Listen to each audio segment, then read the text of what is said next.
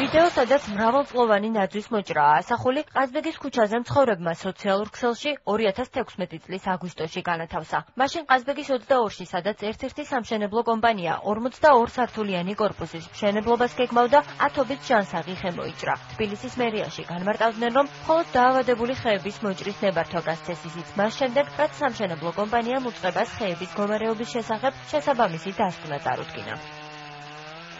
სწორედ დაავადებული ხეების მოჭრასთან დაკავშირებით ჩატარებული კვლევის შედეგები გამოაქვეყნა დღეს ინფორმაციის თავისუფლების განვითარების ინსტიტუტმა. IDFA-ის ინფორმაციით 2016 წელს თბილისის მერიის ნებართვით მოჭრილ ხეებს შორის წინა წლებთან შედარებით დაზიანებული სტატუსი მინიმუმ 5-ჯერ მეთხეს მიენიჭა. ორგანიზაციაში მოჭრილი ხეების საგანგაშო რაოდენობასაც ასახელებენ. 2013-დან 2016 წლის 16 აგვისტომდე თბილისის მერიის მიერ სულ 583 ნებართვა 3552 ხის მოჭრაზე გაიცა, საიდანაც დაავადებული მხოლოდ 827 ხე იყო. 2016 წელს აგვისტოს ჩათვლით მოიჭრა 709 ხე და აქედან 500 მიენიჭა დაზიანებულის სტატუსი. რამდენად კეთილსინდისიერად ხდება დედაქალაქში ხეებისთვის დაზიანებული სტატუსის მინიჭება. IDFA-ის თბილისის მერიასთან შეკითხვები აქვს.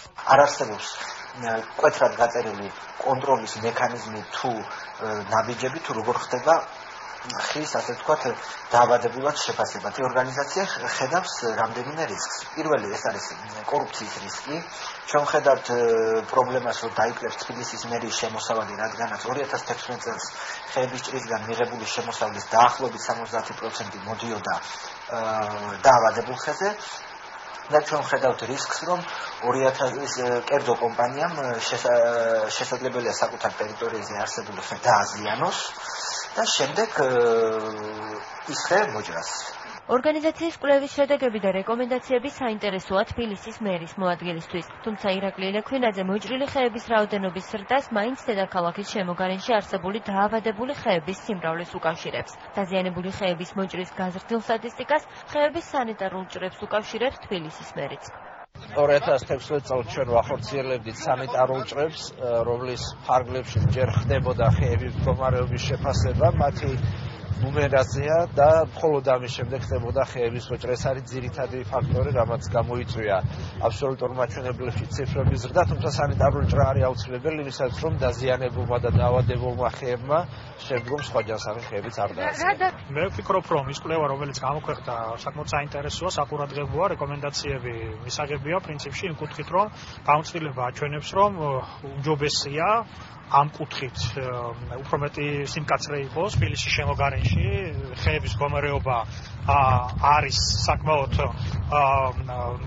არასასურველი იმ კუთხით, რომ ძალიან ბევრია დაავადებული და ასევე გამხმარი ხეები. თბილისის მერია ბოლო წლებში აქტიურად ახორციელებს სანიტარულ ჭრებს, ამიტომ ხშირ შემთხვევაში შეფასებები, რომელიც ხორციელდება, სწორედ აქედან შეიძლება ესეც იყოს ერთ-ერთი მიზეზი. დედაქალაქში ხეების მოჭრის პრობლემაზე წლებია, რაც საკრებულოს დამოუკიდებელი დეპუტატი ალეკო ელისაშვილი საუბრობს. ამბობს, რომ მერია და დეველოპერული კომპანიები ერთმანეთთან შეთანხმებით მოქმედებენ. ამიტომ მისი აზრით თანამდებობა უნდა დატოვოს ყველა იმ მაღალჩინოსანმა, რომელიც დღეს თბილისის მერიასა და საკრებულოში ხეების მოჭრის გადაწყვეტილებას იღებს. მერია ყველაფერს აკეთებს იმისთვის, რომ ამ ცეხავიკებს დაეხმაროს ხეების გაჩეხვაში, მახინჯი კორპუსების წარმოჭიმაში. მთელი მერის ფუნქცია ესა რატომ? იმიტომ რომ ნახევარი მერია ამ ცეხავიკებით არის დაკომპლექტებული და ყველას აქვს იქ ინტერესები. მთელი მერია არის ჩართული, ვისაც გადაწყვეტილების მიღება შეუძლია, ყველა არის ჩართული ამ კორუფციულ დეველოპერულ გარიგებებში. გამოსავალი არის წესიერი კანონები, წესიერი მმართველობა უნდა იყოს როგორც საკრებულოში, ასევე მერიაში.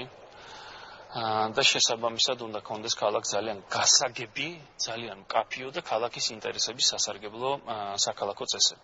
ხეებთან დაკავშირებით, მშენებლობის ნებართვებთან დაკავშირებით. დღეს ამ ვითარებაში, როდესაც ქართული ოცნება ერთმნიშვნელოვან უმრავლესობაშია საკრებულოში, შეუძლებელია ეს ყველაფერი და როცა ნარმანია არის და მის ქვემოთ მოკალათებული ცეხავიკები მერიაში, ეს რა თქმა უნდა შეუძლებელია, იმიტომ რომ ამ ხალხს არ უნდა ქალაქში ნორმალური ვითარება. ხეების მოჭრასთან ერთად მშენებლობის ნებართვების გაცემის პრობლემაზე საუბრობენ მწვანე ალტერნატივა საქართველოში. გარემოსდაცვით ორგანიზაციაში მიაჩნიათ, რომ მერიის ეკოლოგიისა და გამწვანების სამსახურის წარმომადგენლები პროცესში კომპანიისთვის მშენებლობის ნებართვის გაცემამდე უნდა ჩაერთონ. ტერიტორიაზე არსებული მწვანე ნარგავების შენარჩუნება კი მშენებლებისთვის სავალდებულო უნდა იყოს. მერიის ეკოლოგიისა და გამწვანების სამსახური საკითხის გადაწყვეტა შეებნება მაშინ, როდესაც უკვე ყველაფერი გადაწყვეტილია, როდესაც მშენებლობის ნებართვა გაცემული არის და მშენებლობა მიდის იმაზე, რომ სამშენებლო მოედანზე არსებული ხეები დაზიანებული იყო, დაავადებული იყო თუ შეიძლება გადარჩენა. პრივატიზების უცილობელი პირობა უნდა იყოს არსებულ ტერიტორიაზე მწვანე ნარგავების შენარჩუნება და ის, რომ არ გაიზარდოს ამ მიწაზე შენობებით დაფარული ფართობი მნიშვნელოვნად. წინააღმდეგ შემთხვევაში გვაქვს პრობლემები, რომლებიც დაკავშირებულია ჰაერის დაბინძურებასთან, სატრანსპორტო ნაკადებთან, ქარის მიმართულების ცვლილებასთან. დღეისათვის ხის ვარგისიანობაზე ცნობას სამი ორგანიზაცია: საქართველოს ეროვნული ბოტანიკური ბაღი, Forest Company და Forest Company Plus-ი ადგენს. სწორედ მათ მიერ შემუშავებული დასკვნის თანახმად მერიის გამწვანების სამსახური დაავადებული ხის მოჭრის ნებართვას გასცემს, რაც ძირითადად ამ დრომდე ხეების ჯანმრთელობის მდგომარეობის გადამოწმების გარეშე ხდება. თუმცა მერის მოადგილის ინფორმაციით, ხეების შეფასებისა და მოჭრის ნებართვის გაცემის გამკაცრებაზე მუშაობა უკვე მიმდინარეობს.